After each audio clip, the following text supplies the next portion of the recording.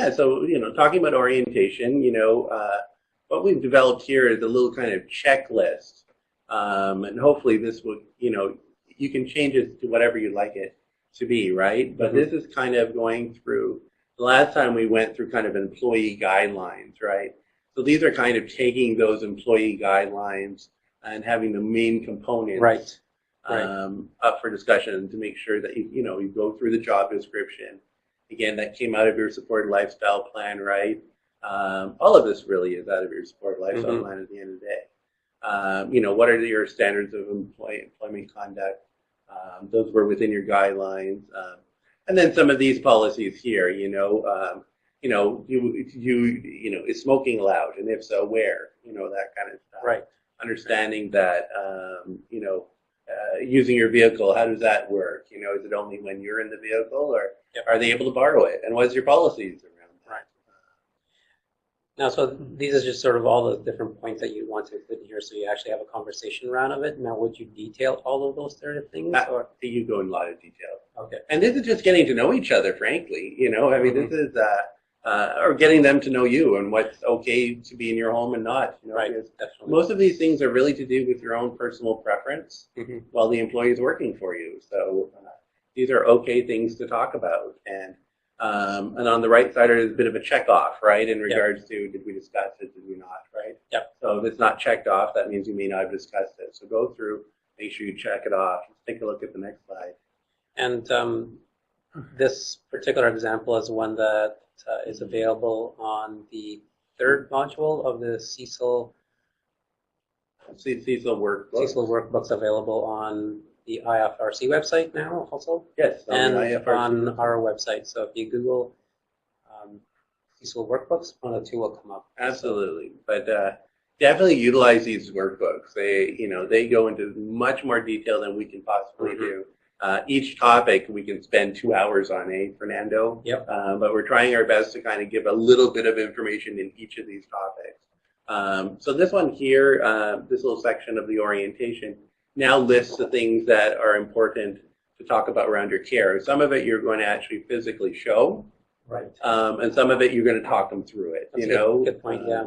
So what are the sort of things that you would show? So frankly, if you've hired them and you've made the decision you're going to hire them, we're at that point now. You're showing them this stuff, and the bowel care, right? Let's make sure you show them the way you like it to be done. Right. And if you already have a personal attendant that's working for you that is the best one, make sure that's the one person that is showing the new person. Have a little discussion, I think, is a good idea with your trainer. Have a little discussion about what you like and what you don't like, because there may be some things that you want to change. That's part of your, now that you're moving into having a new employee, that you might want to change your routine a little bit. Make sure the trainer knows that in advance, so it's not being spontaneous to say, oh, by the way, I don't do this anymore. I like to do it more like this, right? Because maybe with that care, with that personal assistant, you don't mind doing it the old way, but with this new person, you want to do it another way. Have that discussion, and that usually works out really well. But people remember by doing. Yep. And I find, yes, it costs more because you're paying 2 attendants at the same time, Fernando, but at the same time, doing it this way and having them see it the next time that they do it, when you're trying to describe it, they've seen it already, and it makes it so much easier. So, let's see what else do we got here. Sorry, what were we going to say for now? I was just going to say how long, hours wise, days with a typical sort of orientation. Yeah. Are we talking hours, or are we talking something that's spread out for a couple of weeks? So a lot of it depends on what kind of support we're talking about, right? So some of the basic cleaning and things like that, perhaps, is a quick run through and showing them. Quite often, you can probably do that yourself and showing them what to do. Right. The bowel care routine, though, maybe it's a day of showing them how to do it, and the next day the person actually does it and have your regular one observe them. Oh, I see. Right. And if it all feels right and it's all good, and by the way, you should have a discussion with the trainee. Yep. How did it go? Do you feel comfortable? Great, let's carry on. Sometimes they do have to come back a third time with the trainee person. helping you out. So, usually plan for 2 days of training on the more complex part of the care, especially the part that you just may not feel as comfortable to describe, that more of the physical hands-on need to be there, so that when somebody's poking the wrong spot, the person can actually show them, no, do it more like this, Don't mean to be so, that's true. yeah, but good point about that, but you have to be honest about it all, right? exactly. And then, if it's feeding and stuff, because I need help to be fed, Yes. I actually like them to see how it's done, right? Because, we'd be sitting and having a discussion. Because for me, I go out for meetings a lot and eat, right? And you're out a lot. And I'm out a lot, yeah. So it's really important for someone to be able to know how to, when I look at them, give me a bite of the food, Yes. and stuff. And by actually having a conversation and having my actual person who's experienced at it doing it, they kind of get the mode, and it makes it easier. Yeah. And one of the other things that I thought also is really important about orientation. It's not just about the training for the the personal aspects. It's also about all the other bits and pieces that are important, because one of the things that people don't like to talk about, but they should, is anything to do with money, right? It's one of those sort of areas that people shy away from, but you have to be honest and talk about at the very beginning. Here we have a couple of simple things. Identify when it is that you're going to be paid, so they know. So you're not a person that's sitting in limbo after a couple of months. Is it regular? We're going to be paid on the 15th, the 30th, or whatever. Are you paid twice a month, or every second week, kind of thing? And this area though, there's some people that will ask you these kinds of questions in an interview, believe it or not. That's true, yeah. That means, and the fact that they're asking these kinds of questions in the interview means that this is really important to give this information early. Get the information. Don't hide this information. It needs to be right out there right away. Pretty much the first shift or during that training, I kind of go through the nuts and bolts of that kind of stuff. So they get it out of the way. Yep. Right? Yeah. And part of it is, because we re-talk about how much the pay is again and remind them of it.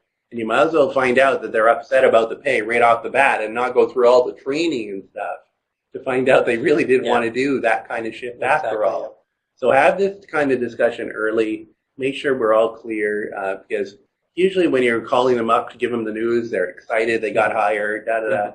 It's when they start working and they kind of go, oh, what did I actually sign up for, right? And so get that information to them quick. A couple other quick points here. Yes. Make sure you're really clear about your house key policy. Oh, yes, we have. It's on the list here, and I just wanted to say, what is it? For example, my general policy is that, if you have a key and you're scheduled to come in, up to 10 or 15 minutes early, no problem, just come on up. You don't have to buzz in. You don't have to knock on the door. Right. Pretty much, I'm expecting you, yes. right? Yes. But if you're coming 30 minutes earlier or whatever, or not coming on a day that you're scheduled, I don't actually expect them to use their key. Unless we've arranged it. So if they're coming out of the blue, just a buzz like anybody else, right? Kind of thing. So be really clear about that kind of stuff, so that there's no feeling of someone taking advantage of the keys and things like that, or getting you into a situation where you just don't want them to be there, right? Yeah, no, great points. Yeah, one of those things that I hadn't really thought, because you want to make it easier for people to get in and out. So obviously the whole key issue. What communication systems what's that about? The communication system. When is a good time to talk? Gotcha. Right.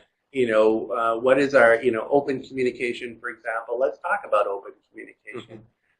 Is it okay to bring up work issues? When is a good time? I know we discussed that a little bit more later in this session, but that communication is the key to everything. If you guys do not know how to communicate with one another, little things become huge. Yep. Signing at the bottom, real key here. Yes. Fernando and I were talking about it earlier, and get them to sign it. You sign it. It just reminds you that you've dealt with it, so that down the road, nobody can say, hey, you never told me.